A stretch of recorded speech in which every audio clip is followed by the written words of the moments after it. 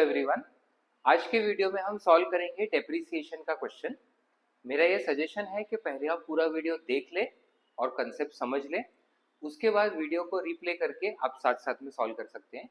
तो चलिए शुरू करते हैं क्लास 11 का डेप्रिसिएशन का क्वेश्चन।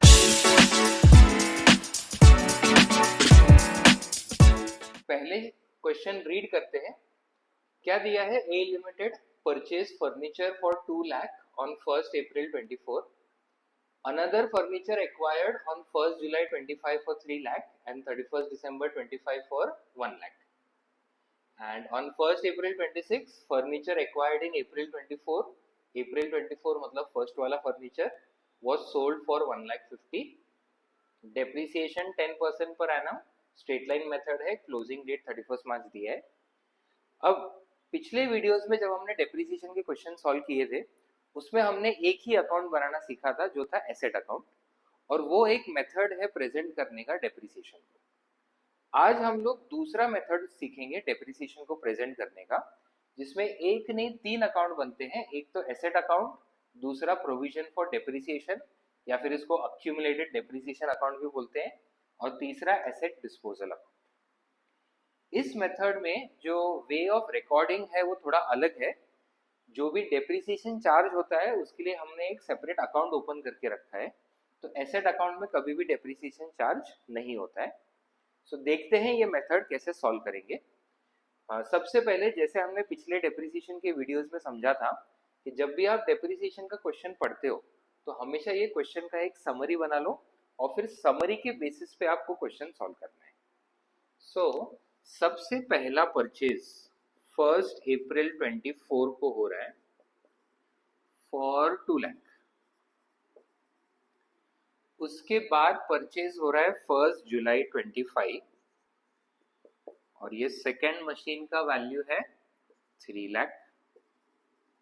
उसके बाद परचेज हो रहा है 31st December 25, जिसका वैल्यू है 1 लाख। इसके बाद 1st April 26, इस डेट को सेल हो रहा है फर्स्ट फर्नीचर, और सेल हो रहा है फॉर 1 लाख 50। डेप्रिसिएशन का रेट दिया है 10% पर एनम, और मेथड है SLM। क्लोजिंग डेट है अपना 31st मार्च। सो सबसे पहले हम लोग प्रिपेयर करेंगे furniture account. Now simple ledger account है, debit side credit side, date particulars amount, date particulars amount. सबसे पहले 1st April को परचेज हो रहा है, तो 1st April 24 to bank first machine 2 lakh का परचेज हो रहा है। अब ये साल शुरू हुआ 1st April 24, मतलब खत्म होगा 31st March 25, and 31st March 25 के पहले कोई ट्रांजैक्शन नहीं है, तो सीधा हम क्लोजिंग डेट पे जाएंगे। अब पिछले क्वेश्चंस में हमने यहाँ पे ही डेप्रिसिएशन चार्ज किया था, बट इस मेथड में डेप्रिसिएशन का सेपरेट अकाउंट है। सो एसेट अकाउंट में बिल्कुल भी डेप्रिसिएशन चार्ज नहीं होगा। परचेज रिकॉर्ड करो और अकाउंट को ईयर एंड में क्लोज कर दो। नेक्स्ट ईयर भी वैसा ही 1st April 25 को ओपन होगा, to balance brought down 2 lakh.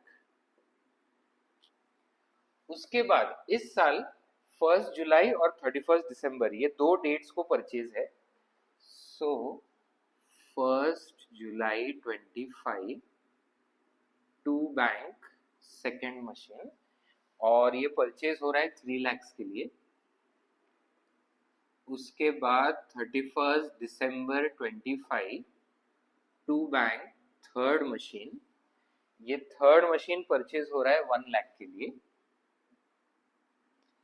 उसके बाद नेक्स्ट ट्रांजैक्शन 1st April 26 है, बट हमारा क्लोजिंग डेट होता है 31st March 26, तो सीधा ईयर एंड पे अकाउंट क्लोज कर लेंगे बाय बैलेंस कैरीड डाउन। यहाँ का टोटल हो जाएगा 6 lakh. Next year 1st April 26 to balance brought down 6 lakh. अब ये साल में एक सेल है 1 अप्रैल 26 को ही हम फर्स्ट मशीन सेल कर रहे हैं। इस मेथड में हमको सेल वैल्यू एट प्रेजेंट नहीं देखना है, हमको बस ये देखना है कौन सा एसेट सेल हो रहा है। फर्स्ट एसेट सेल हो रहा है जिसका ओरिजिनल कॉस्ट 2 लाख रुपीज था, तो डेट ऑफ सेल पे ही जो है 1 April 26 bye furniture disposal account जो भी एसेट का ओरिजिनल कॉस्ट था उसको ट्रांसफर कर देना है। उसके बाद पूरे साल और कोई ट्रांजैक्शन नहीं है, तो 31 March 27 by balance carried down 6 minus 2 4 lakh. ये अपना फर्नीचर अकाउंट कंप्लीट हो गया। यहाँ पे हमने बिल्कुल भी डेप्रिसिएशन नहीं लगाया।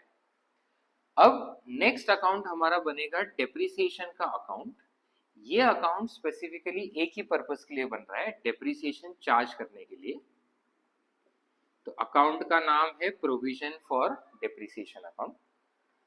ये अकाउंट शुरू कब से करेंगे, तो एसेट अकाउंट का अपना फर्स्ट ईयर का क्लोजिंग डेट जो है, इस डेट पे हमको डेप्रिसिएशन चार्ज करना है सबसे पहली बार। तो यही डेट पे प्रोविजन फॉर डेप्रिसिएशन अकाउंट शुरू होगा। तो on 31 March 25 bye depreciation.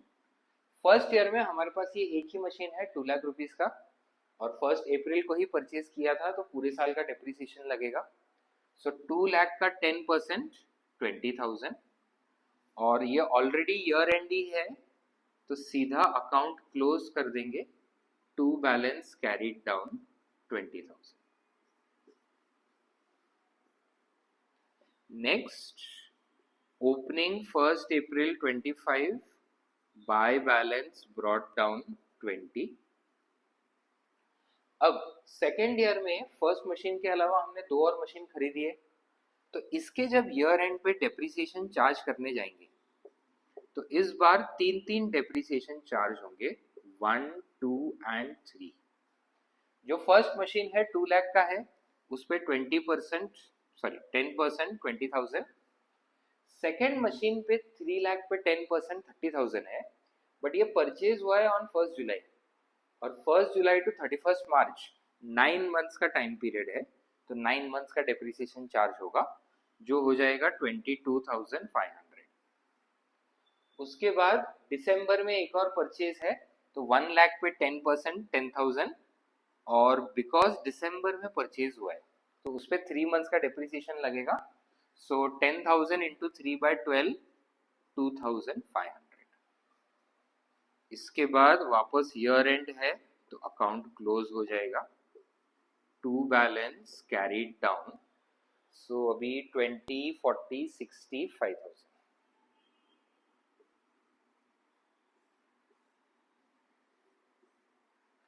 Next year 1 April 26 by balance brought down 65,000।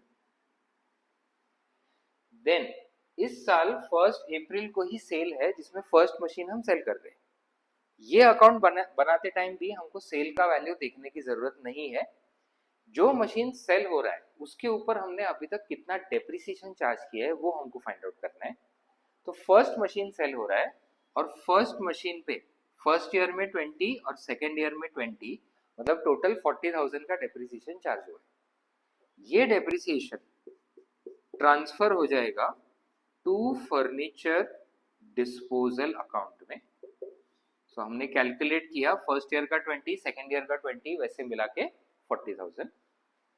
इसके बाद जाएंगे सीधा ईयर एंड जो है 31 March 27 bye depreciation. First machine तो सेल हो गया, बट सेकेंड एंड थर्ड अभी भी हमारे पास है। सेकेंड मशीन का वैल्यू है 3 लाख, उस पे 10% 30,000। थर्ड मशीन का वैल्यू है 1 लाख, उस पे 10% 10,000। इसके बाद 31 March 27 to balance carried down, account close कर देंगे। सो यहाँ का टोटल है 1 लाख 5 माइनस 40, तो 65। नेक्स्ट, अब हम बनाएंगे एक नया अकाउंट जो है फर्नीचर डिस्पोजल अकाउंट। मेरे पास जगह थोड़ा कम है तो मैं कॉलम्स थोड़े छोटे बना रहा हूँ। ओके, अब ये जो फर्नीचर डिस्पोजल अकाउंट है ये सिर्फ एक ही दिन के लिए बनता है, डेट ऑफ सेल के लिए। एंड सबसे पहले इसमें लेजर पोस्टिंग होगा। फर्नीचर अकाउंट में डेट ऑफ सेल के दिन हमने बाय फर्नीचर डिस्पोजल लिखा है, तो फर्नीचर डिस्पोजल में आएगा टू फर्नीचर अकाउंट और अमाउंट है 2 लाख। ये है 1 अप्रैल 26। सेम डेट हमने प्रोविजन फॉर डेप्रिसिएशन अकाउंट में लिखा है टू फर्नीचर डिस्पोजल, तो फर्नीचर डिस्पोजल में आएगा बाय प्रोविजन फॉर डेप्रिसिएशन 40,000। ये भी है 1 अप्रैल 26। अब एक बार एसेट का वैल्यू और डेप्रिसिएशन हमने ट्रांसफर कर दिया, अब हमको रिकॉर्ड करना है सेल वैल्यू जो क्वेश्चन में दिया है। तो फर्स्ट फर्नीचर सेल हो रहा है 1,50,000 में, तो यहाँ पे अब सेल वैल्यू रिकॉर्ड करेंगे बाय बैंक 1,50,000। अब पिछले वीडियोस में डेप्रिसिएशन के क्वेश्चन में जब भी सेल होता है तो प्रॉफिट लॉस निकालने के लिए हमने एक वर्किंग नोट बनाया था। यहाँ पे वो करने की जरूरत नहीं पड़ेगी बिकॉज हमने उस फर्नीचर के लिए ये सेपरेट अकाउंट बनाया है। डेबिट का टोटल 2 लाख, क्रेडिट का टोटल 1,90,000, तो 10,000 का जो डिफरेंस आ रहा है ये ऑटोमेटिकली लॉस हो जाएगा बिकॉज क्रेडिट साइड में दिया है। वैसे ही अगर क्रेडिट का टोटल ज्यादा आता है और डेबिट कम है तो वो 2 P&L प्रॉफिट हो जाएगा। तो यहाँ पे अपना वर्किंग नोट के एफर्ट्स जो है वो बच जाएंगे और ऑटोमेटिकली डिस्पोजल अकाउंट पे प्रॉफिट या लॉस कैलकुलेट हो जाएगा on the basis of balancing figure. So ये हमने क्वेश्चन सॉल्व किया डेप्रिसिएशन का by provision for depreciation method. Accounts के अलग अलग टॉपिक से रिलेटेड ऐसे वीडियोस हम लाते रहेंगे, तो चैनल को फॉलो करें और हर अपडेट के साथ जुड़े रहें। मिलते हैं अगले वीडियो में, तब तक पढ़ते रहें।